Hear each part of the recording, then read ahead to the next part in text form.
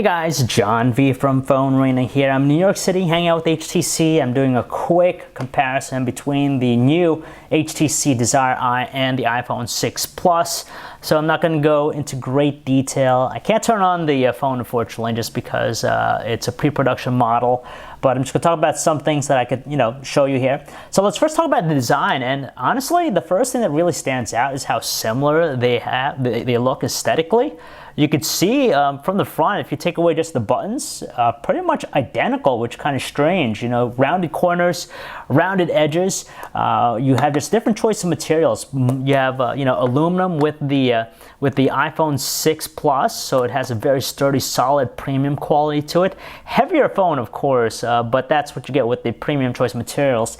In contrast to the HTC Desire EYE's plastic body, it's not as premium, but the advantage of this is that you have a water resistant element to it, so it's going to be able to withstand being dipped in water. So that's a useful thing to have, but surprisingly enough, it's almost crazy to see how big the HTC Desire EYE is in comparison to the iPhone 6. It has a 5.2-inch 1080p display versus the 5.5-inch 1080p display of the iPhone 6, and you could see how similar in overall footprint they are. The iPhone 6 is taller and just a smidgen wider, but then you have a huge a pretty larger screen in tow.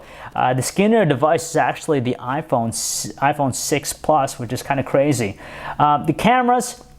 Let's talk about the cameras. You have an 8-megapixel iSight camera in the iPhone 6 Plus versus the 13-megapixel 13-megapixel camera of the HTC Desire EYE. And I was checking out some of the quality, comparing the quality between the two.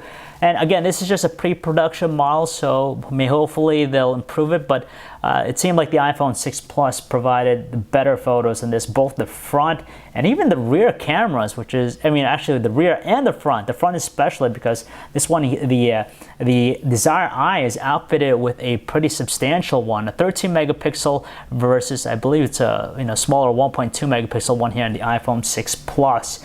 The performances are good, but I do notice that the iPhone 6 Plus is just snappier with its 64-bit base Apple A8 chipset. It's a Qualcomm Snapdragon 801 processor with 2 GB of RAM in the HTC Desire EYE.